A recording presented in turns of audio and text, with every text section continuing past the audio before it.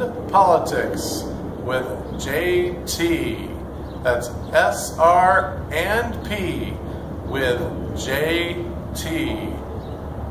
I'd like to start off today with the rant that we will reoccur with every week until we get it fixed here in the good old US of A, and that's let's go metric. What's wrong with us? We're the only people on the planet that don't, and we're hurting our children. They need to go to school and learn that instead of inches, miles, pounds, ounces, gallons. It's ridiculous. And how many of you out there even know that 5,280 feet equal a mile? You just can't remember that. And those poor kids, when they go to school, they learn all that stuff about ounces and everything, and then they go to science class and the teacher says, that's all worthless because everything in science is done in metric.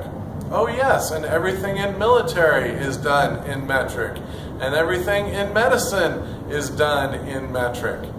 So if you're going to do anything that you measure anything with the exception, I know, of construction, but that can change, you're going to need metric. And let's just say, how many things do you need to learn to know metric?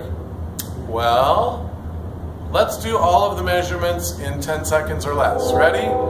Gram, meter, liter. We're done. That was really easy, wasn't it? As opposed to inch, foot, yard, pound, ounce, pint. Obviously, it works much better. And also, instead of having to convert 5,280 feet, you just move decimals over. So, what happens when a child goes into science? Well, they don't have to learn a whole new language on how to measure. So, let's go metric. That's the first thing, and we're going to get that one done as a nation really, really easy. So all you conservatives and all you liberals, just get together and think about the kids and think about how much easier it would be to study and everything in a language that everybody in the world uses but us. I move on to our second topic today, and that, I guess, would be somewhat politics that we just did. Not sex, or well, and somewhat, I guess it's religion. We just can't change on our first topic. Our second topic is Black Thursday. Black Thursday, you say? No, it's Black Friday. Well, actually, Thanksgiving Day, millions and millions and millions of people had to go to work. Why? To sell toasters. Toasters, video recorders, whatever. You could sell them on Friday as well as Thursday, but for some reason, the big corporations in the world and the stockholders just are not making enough money, because that's what America apparently is all about these days, is making money, and nothing else matters. Well, it seems to me that Thanksgiving, one of the only days of the year that well, maybe the only one, because it has no religious connotation to it. It's just sitting there saying thank you. Thank you to whatever you say thank you. Or if you don't say thank you, you at least have a chance to have a day about thinking about being thankful. And when did it start? Pilgrims and all that kind of stuff. And has it been around forever? Yes. George Washington, Lincoln, everybody reaffirmed the very, very positive thought of having a day where we spend time with whoever we have to spend time with and enjoy peace and thanks. But now what is it? Mom, where are you going? Oh, I'm sorry, honey, but I have to get up in 12 hours to go to work at 12 in the morning or 3 in the afternoon or whatever. Or you're just plain working Thanksgiving Day. You don't have to get up late or early. You're just working. Mom, can't you be here for Thanksgiving? No, dear, I have to go sell toasters. Is that what we're about in this country, is selling toasters? I think not. And it's such a lie, because Black Friday, as it should be, The term came from Philadelphia in 1963. The police and the municipal workers said, "Oh, I just hate the day after Thanksgiving." Why? It's such a hassle. Everybody's running around shopping and being noisy and yelling at each other. It sucks. I hate Black Friday. That's from the people who are out taking care of people. Well, that word started spreading, and they started using it in Detroit and in Chicago and in Los Angeles. And of course, the toaster salespeople said, "This Black Friday is not a good word that we want going around. What are we going to do?" Aha! We'll spin. You know, spin, the thing that says collateral damage is a nice word for killing people we didn't mean to kill. We come up with new ways of spinning things.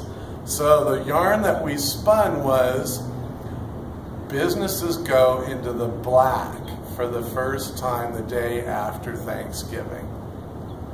Bull. Bull. It's an urban myth created by toaster people.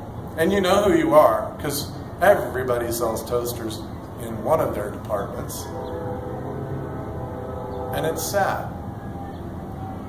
Because we as a country, we look around and we try to think of being the example for everybody, and people should be more like us, but yet we're losing ourselves along the way, and all for stockholders and corporations and money. I even heard somewhere, and I don't know if it's true or not, but they even had malls that it was mandatory for the store to open. You didn't even have that choice. Your Joe or Jane knife sales shop, and you want to be home with your family and just close doors. You find that Thanksgiving is more important than making money, which it is. And yet, because of your contract with the mall people who are owned by whoever big corporation is, because there aren't a whole lot of individually private-owned malls in the world that I can think of, you've got to open anyway. That's crazy. It's ridiculous. And should we legislate? Yes, you can legislate things like blue laws and such things like that. But I don't think we need to go to Congress or to state senators or to any of that kind of thing. It's all caused by the people who shop and the people that open the buildings. Could the same people buy the same toaster for the same $1 million off on Friday, Saturday, and Sunday, the day after Thanksgiving? Hell yes. No, they're not going to go broke if they don't open on Thanksgiving or on Black Friday at 2 o'clock in the morning. Why not just regular hours? Let's go and find what we're really about instead of just chasing dollars for no reason at all. It doesn't really make any sense. So that's my Black Friday, Black Thursday, give us our Thanksgiving back rant.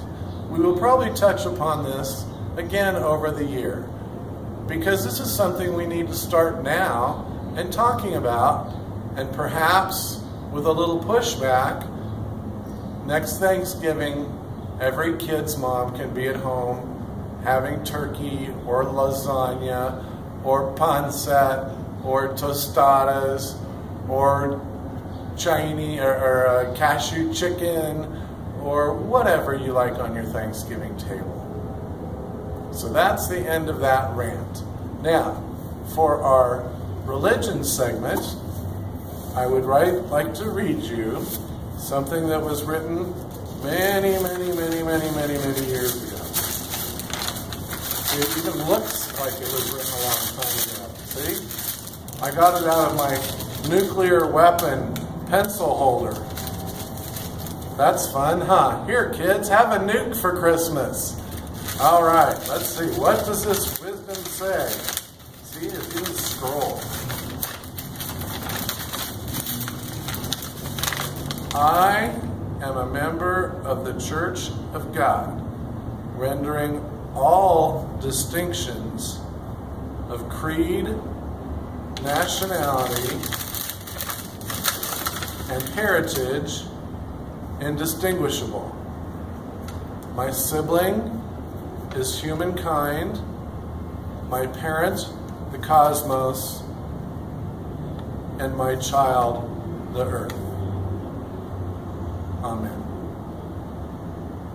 I wrote that many, many, many years ago. This is the first time I've ever read it to somebody who was not family or a very close friend. But for me, it sort of sums things up of where our responsibilities lie. It's to one another, and may God bless you all. And I think I'm done ranting for today.